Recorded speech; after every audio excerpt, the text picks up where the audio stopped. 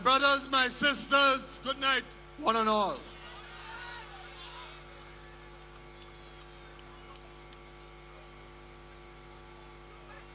Thank you very much. Thank you very much. Tonight, I have come to pray. You see, I'm one of the jackasses, so I've come to pray. I prayed with you. I am supposed to pray for 10 minutes. And my message to you will be simple.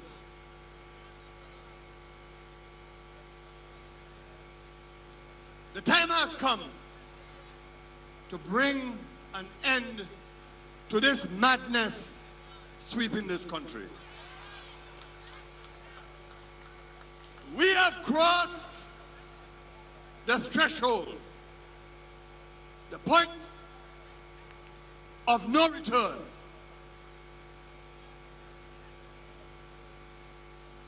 I remember 1981, 82.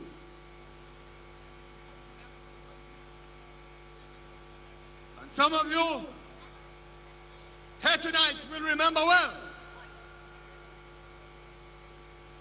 The St. Lucia Labour Party was removed from office by the collective will of the people of St. Lucia. The people of St. Lucia decided that the country, rightly or wrongly, was ungovernable. So they moved together. Sometimes labor and flower, other times patriots and concerned citizens. And now we have reached a point where this country is once again ungovernable. There is a government in office who can no longer manage the affairs of this country. There is a government we can no longer trust. There is a government that has breached the faith, the hope, the dreams we invested in them. There is a government that has brought dishonor, despair, sadness, destroy the things that we hold dear in this country. We have crossed the threshold. And the lesson from 1981-82 is this: we can, by our collective will, hand in hand, holding each other, remove Alan Shastey and his cabinet from the levers of power of this country. And the most powerful lesson of 1981-82, we did so, you did so, through democratic means, by using the tools that democracy gave you. And now, you have to use the tools that democracy has given us to remove this regime from office. The madness has to stop. And look at what is happening to the OKU hospital. On this side, we have reason to be concerned about the Owen King EU Hospital. I was the Prime Minister that held the reins of government when we negotiated with EU for the hospital. It was our government that designed the hospital, selected the site. And I'm not in the business tonight about legacy. I leave that for another time. But that has always been the aspiration people of St. Lucia a new hospital. And we did it. What has happened? Madness and chaos. I want to tell you tonight, we must fight privatization with every ounce of strength that we have. We must not allow that hospital to be privatized. We must be firm. We must tell whoever is coming from the Cayman Islands that hospital is not available to you. But you know, in all of this, I think of the European Union who funded that hospital. You know, when Chester told the European Union he wants to privatize, the European Union told him, well, okay, we are going to send down a consultant to look at the options that you have. Because how can you give a hospital costing over $200 million to a group that have never ever engaged in competitive bidding for the hospital? When the European official came down and started the interview, when he went to the government, you know what they told him? They told him, we know already who we're going to give the hospital to. The gentleman said, well, if you know who you're giving the hospital to, then I will have to pack my bags and leave. But I have some questions. I want to find out whether that Cayman group has paid any money to the government of St. Lucia so they can get access to the hospital. I want to find out. I want to find out whether Shasta has given them a letter of intent so that they can get access to the hospital. I want to find out whether there is a contract and what is in that contract to give away our hospital. It is our hospital.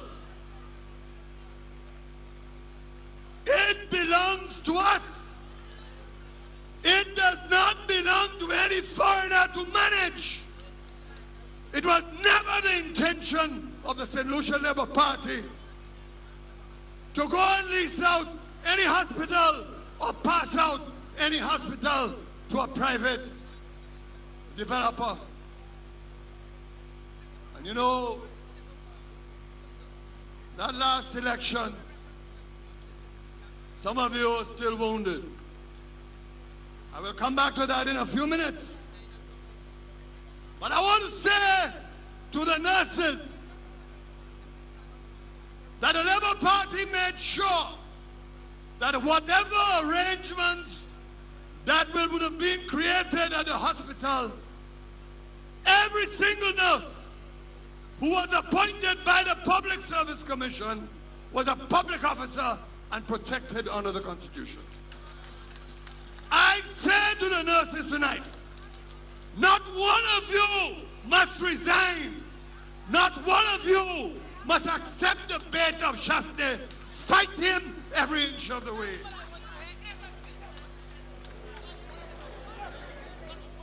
But there's madness sweeping this country. And you know, I can't resist the latest one.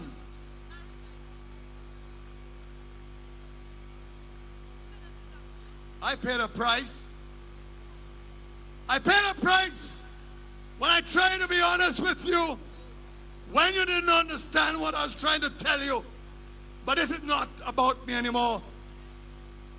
And I remember one of the things that I said to you, that the election in 2016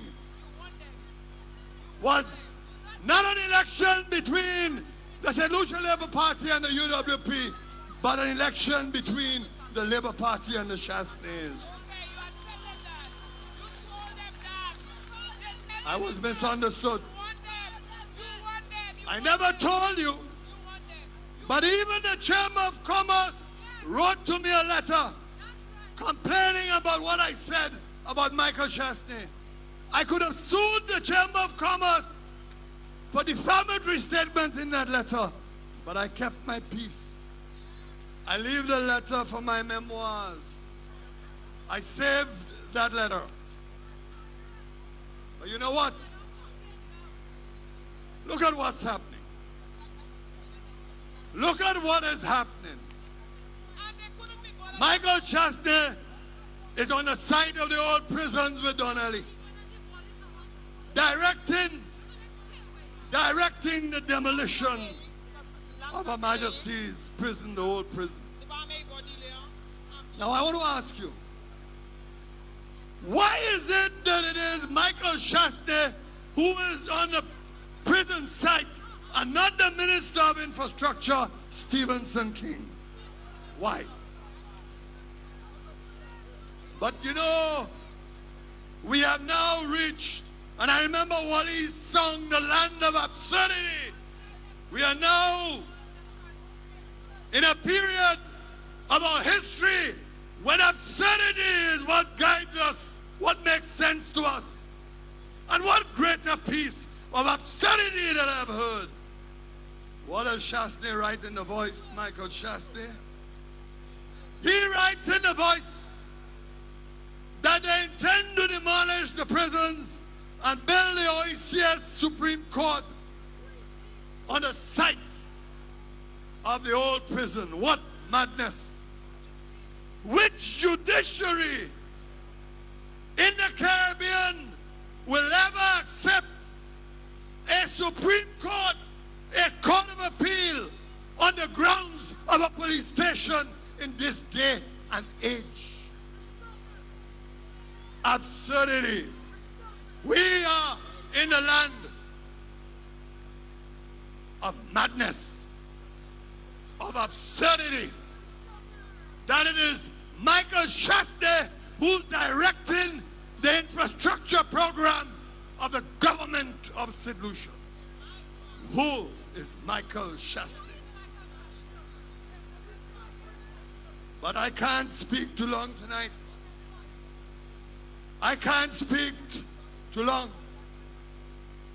It's a season of madness, a period of absurdity. What else can you make of the fact that Chastney, without an iota of consultation with the opposition, with the people of St. Lucia, decides he's going to knock down the Parliament of St. Lucia, knock down the printing? Alan Chastney is a newcomer to the politics of this country. Alan Chastney has not fought political battles in this country. He's not Philip Pierre, who has been in the dungeon. He's not Philip Pierre. And then you have not even contributed anything to this country, anything tangible, yet you want to destroy the citadel of our democracy, the Parliament of St. Lucia. There's only one thing I'd say tonight. There is only one thing I'll say tonight. That is not happening here. That ain't happening here. No House of Parliament will be demolished.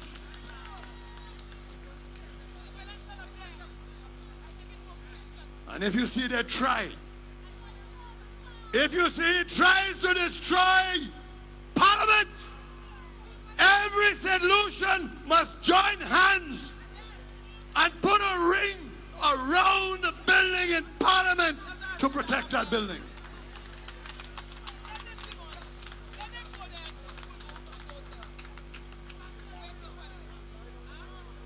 The man is a destroyer. He's a destroyer of everything in his sight. I don't know about you. I lament. I keep my silence. And I keep it because I have always believed that the people of St. Lucia have to come to terms with the decisions that they have made. I watch what has happened to our jazz. They destroyed jazz. They killed jazz just to please a few hoteliers. And who are the people who have suffered?